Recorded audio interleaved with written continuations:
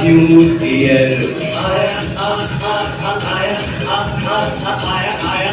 आया new year नए नए रंग लाया कपड़े संग लाया नए नए रंग लाया कपड़े संग लाया झूमना छोड़ाओ खुशियाँ मनाओ झूमना छोड़ाओ खुशियाँ मनाओ नई उम्मीदें लाया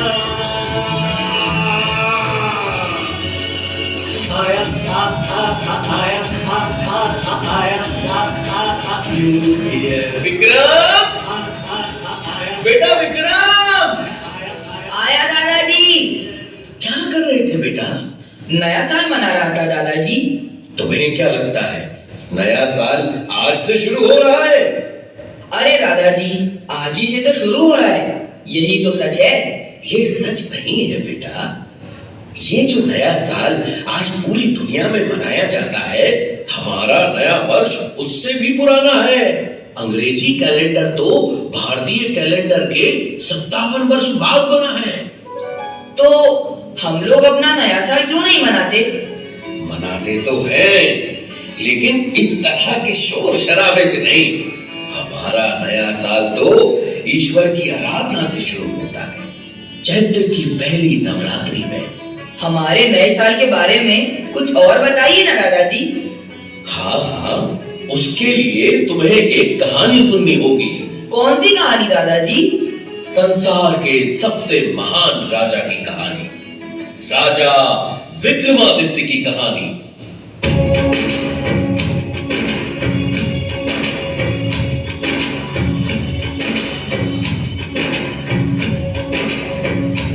भारत भूमि में मालवा देश के राजा थे गंधर्व से शिव की कृपा से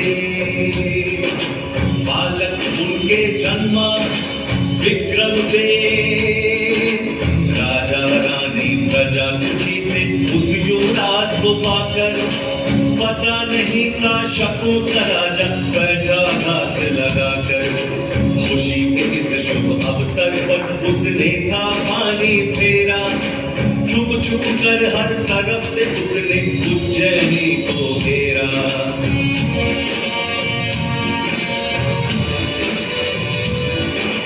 रानी और बालक विक्रम को गुप्त मार्ग से भेजा गंधर्व सेन ने संकट क्षण पत्थर का किया कलेजा शक राजा ने पान और गंधर्व सेन का घमासान चोर तेरे जीत गए ये मातृभूमि का था अपमान चोर तेरे जीत गए ये मातृभूमि का था अपमान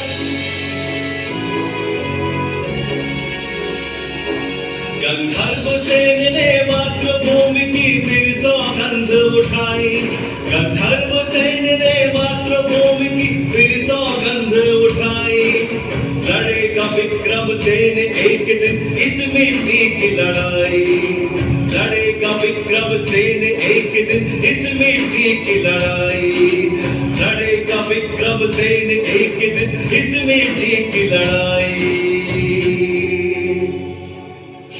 अरे अरे, रो क्यों रही हो बेटा? दादाजी, मुझे ये कहानी अच्छी नहीं लगी। क्यों? क्योंकि इसमें नापान धोखे से जीत गया। जीतना गंधर्व सेन को चाहिए था, लेकिन वो तो लड़ाई छोड़कर चले गए। गंधर्व सेन गए क्योंकि उन्हें अपने सैनिकों और जनता की रक्षा करनी थी। उस समय शक इतने ताकतवर थे कि उनसे जीतना बहुत मुश्किल था बेटा। और जितने दिन लड़ाई चलती उतना ही राज्य का नुकसान होता, इसलिए उस वक्त उन्हें लड़ाई बीच में छोड़नी पड़ी। पर विक्रम सेन के पापा तो हार गए ना। हाँ, ये तो बुरा हुआ, लेकिन अंत भला तो सब भला। कहानी के अंत में तो विक्रम ही जीतेगा। मैं जीतूंगा।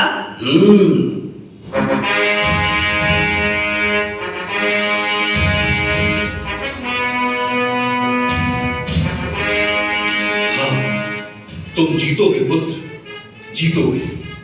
तुम ही इस धरती को शक विहीन करोगे। अगर नहपान ठीक से शासन चलाता तो मैं कभी राज्य की कामना नहीं करता, किंतु जनता ही उससे परेशान है। जनता के कष्ट हरना ही मेरा परम धर्म है।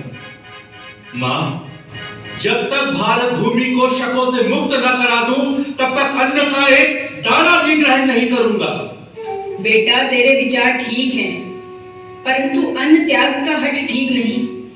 हाँ युवराज, रानी जी ठीक कह रही है। आपकी तरह मैं भी बेचैन हूं अपनी मातृभूमि की मुक्ति के लिए। 20 वर्ष की प्रतीक्षा कम नहीं होती। इन 20 वर्षों में जनता ने बड़े कष्ट सहे। मालवा के महाराज और महारानी को छुप छुप कर वनों में रहना पड़ा।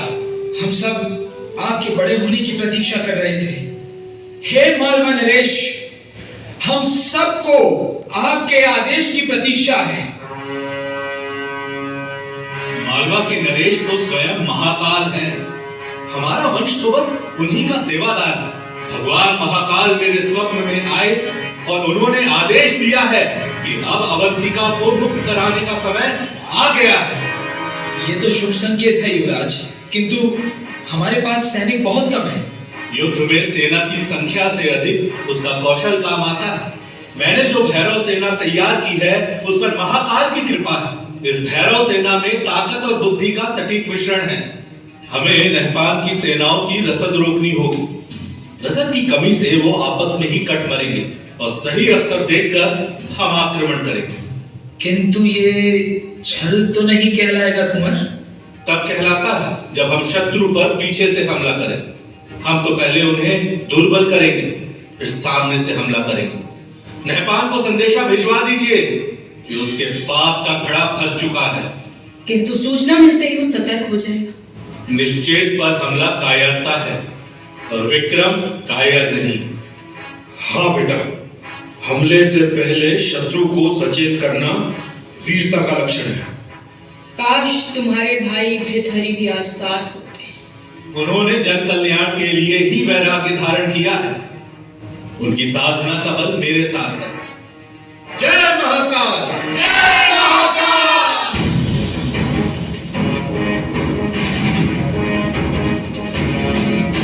फिर मातृभूमि के सम्मान में विक्रम ने नहपान से घमासान युद्ध लड़ा और मालवा भूमि को शक वंश से मुक्ति दिलाई।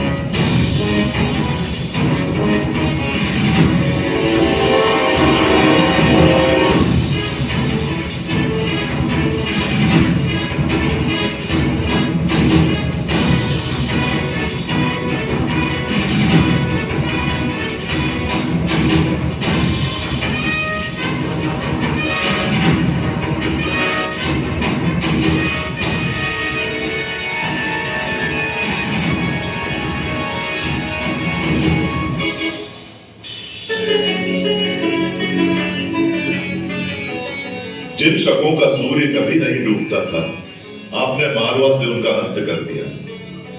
अब आपको संपूर्ण भारत भूमि को शक मुक्त कराना है। आपका पराक्रम भगवान सूर्य जैसा है, इसलिए अब से संसार आपको विक्रमसेन नहीं, विक्रमादित्य के नाम से जानेगा। महाराज विक्रमादित्य की जय हो! मालवा नरेश विक्रमादित्य की जय हो! महाराज, शकों की विधवाओं और बच्चों के लिए क्या आदेश है? ससम्मान विधवाओं के पुनर्वास की व्यवस्था की जाए और बच्चों की शिक्षा दीक्षा राजकोष से कराई जाए। अद्भुत! महान राजा का यही गुण है कि वो अपने संरक्षण में आने वाले सभी जीवों की रक्षा करे। आपने एक नए समय का सूत्रपात किया है। आपकी अनुकंपा है गुरुदेव। अवश्य ही ये समय अपनी जड़ों की ओर लौटने का है, वैदिक परंपराओं की पुनर्स्थापना का है। कुलदेवी हरसिद्धि की कृपा से मैंने अपने नवरत्न पहचान लिए हैं। इन नवरत्नों की सहायता से मैं इस राज्य का संचालन करूंगा। धनवंतरी, शपनक, अमर सिंह, वास्तुकार शंकु, कालिदास, वेताल भट्ट, वररुचि, खटखपर और वराह मिहिर जैसे विद्वानों के नेतृत्व में यह राज्य 10 दिशाओं में प्रगति करेगा। जैसे ब्रह्मांड की शोभा नवग्रह से होती है, वैसे ही मालवा के यह नवरत्न मिलकर राज्य का वैभव बढ़ाएंगे। साथ ही धूर्त शिरोमणि मूलदेव और आचार्य व्याड़ी को भी मैं अपने रत्नों में शामिल करना चाहता हूं। पुत्र, राजा के विचार दल में धूर्त मूलदेव का क्या काम? विद्वानों को शामिल करना तो समझ आता है, किंतु धूर्त शिरोमणि को कौन राजा अपने पास आने देता है? धूर्तों को हराने के लिए क्या सरल और निष्कपट विद्वान सलाह दे पाएंगे? भारत भूमि पर शकों का वृहद साम्राज्य है। अगर हमें उन्हें इस धरती से खदेड़ना है तो इनकी धूर्तताओं को समझना होगा। मुझे लगता है इन मामलों में मूलदेव की सलाहें बहुत काम आ सकती। अद्भुत। धरती के इतिहास में ऐसी समृद्ध सोच किसी राजा की ना देखी ना सुनी। आचार्य व्याड़ी भले ही स्वर्ण बनाने में अब तक असफल रहे हैं, किंतु वो लगनशील है। आज नहीं तो कल अवश्य सफल होंगे। बार बार असफलताओं के बाद भी उनका विश्वास स्वयं से टिका नहीं है। ऐसा विद्वान अवश्य ही राज्य के लिए उपयोगी साबित होगा। गुरु का आश्वासन मिल गया, अब मैं निश्चिंत हूं। श्रीमान कालिदास, आपसे आग्रह है कि अपने साहित्य को जन सुलभ बनाने की दिशा में कार्य करें। अन्य सभी नवरत्नों से आग्रह करता हूं कि ज्ञान, विज्ञान, भाषा और वैदिक रीति के प्रसार की दिशा में कार्य करें। जैसी आज्ञा महाराज। गुरुदेव, एक विचार मेरे मन में उमड़ रहा है। यदि आपकी आज्ञा हो तो कहूं। आदेश करें महाराज। मुझे देश में एक नए पंचांग की आवश्यकता महसूस हो रही है। क्या हम मालवा को समय गणना का वैश्विक केंद्र बना सकते हैं? साधु साधु, बहुत उत्तम विचार है महाराज। जैसी आज्ञा गुरुदेव। श्रीमान वराहमिहिर, मैं आपको एक बड़ा दायित्व सौंप रहा हूं। आप खगोल और ज्योतिष के ज्ञाता हैं। हमारे भारत में अब तक पूर्ण रूप से प्रामाणिक और वैज्ञानिक पंचांग नहीं है, जिसके कारण सदा ही जनता में शुभ और अशुभ मुहूर्तों के संबंध में भ्रम की स्थिति बनती है। आप काल गणना की नई व्यवस्था तैयार करिए जो वैदिक परंपराओं पर आधारित हो और पूर्ण रूप से वैज्ञानिक हो। आपकी आज्ञा शिरोधार्य है महाराज, किंतु आपके मार्गदर्शन के बिना मेरे लिए ये कर पाना संभव न होगा। आप स्वयं सभी विषयों के ज्ञाता हैं। इस दिशा में आप आगे आगे चलें और मैं आपका सहगामी रहूंगा। आप ही इस विक्रम संवत के प्रणेता हैं। विक्रम संवत, विक्रम संवत, विक्रम संवत। जैसी सभासदों की इच्छा। आज चैत्र नवरात्रि का पहला दिन है। आज से ही विक्रम संवत की गणना आरंभ करेंगे तो माता हरसिद्धि की कृपा हम सब पर बनी रहेगी।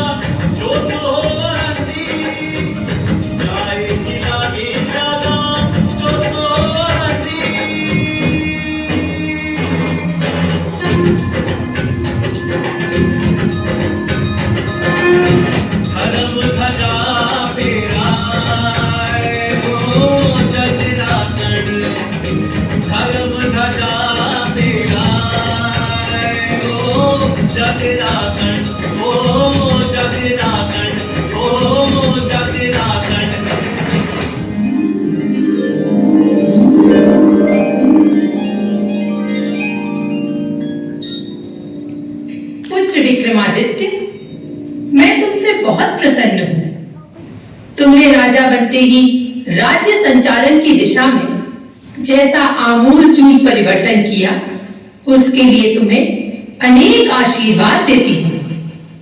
मैं तुम्हें ये 32 पुतलियों वाला सिंहासन देती हूँ।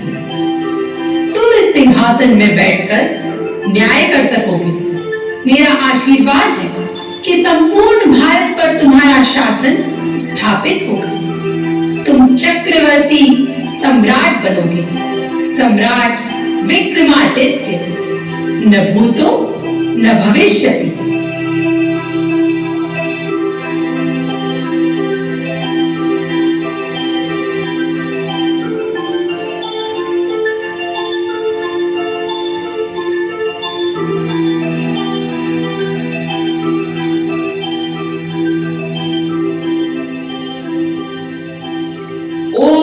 तो आपने इसीलिए मेरा नाम विक्रम रखा था, ताकि मैं भी उनकी तरह महान बन सकूं। हाँ, और नहीं तो क्या।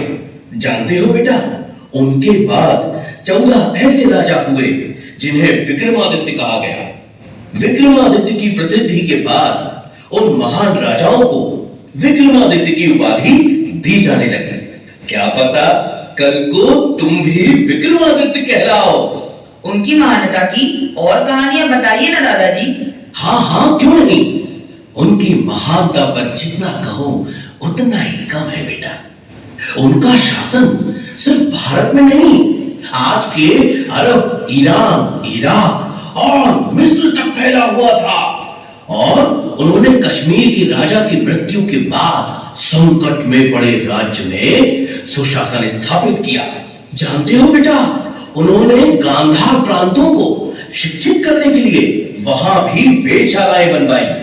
उनके सद्गुणों की चर्चा अनेक भाषाओं के ग्रंथों में मिलती है। उनकी अरब विजय का वर्णन अरबी कवि जरहाम किंतोई ने शायद उल-उकुल में किया है। इस्तांबुल की प्रसिद्ध लाइब्रेरी मकतब सुल्तानिया में ये किताब है, जिसमें एक शिलालेख का जिक्र मिलता है। हाँ, ये रहा। बेटा जरा उसका ये अंश तो पढ़ो।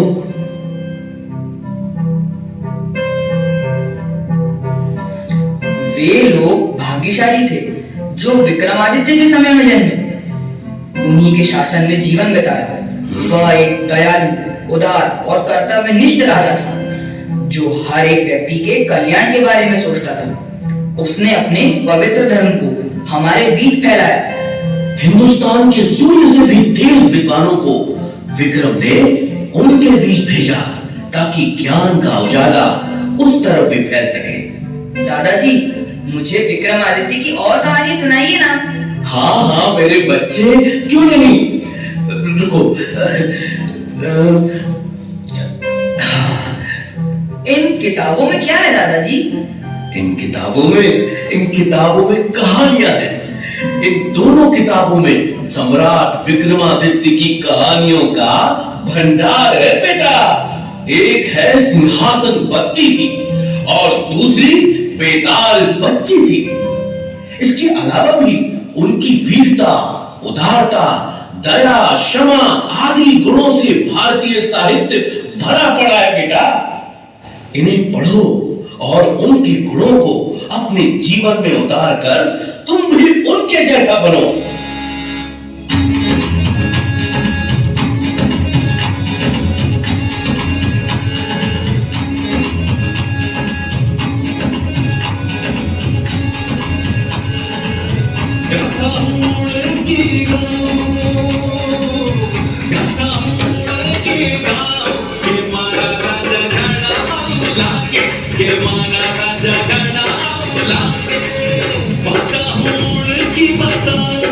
राजा मारा मन पावे, राजा मारा मन पावे।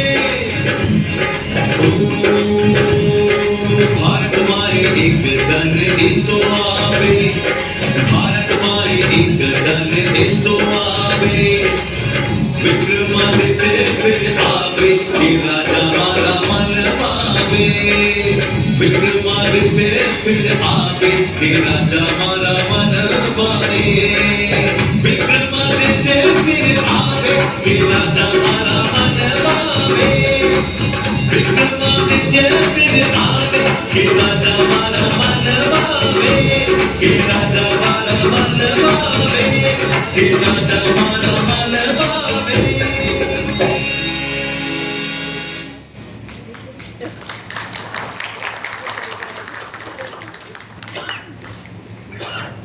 आपकी तालियां बहुत धीमी है इस प्रस्तुति के लिए। जोरदार तालियों से आप स्वागत करेंगे। हमारे शैलेंद्र जी और उनकी टीम ने जो शानदार प्रस्तुति दी है, उनका हम बहुत बहुत आभार प्रदर्शन करते हैं।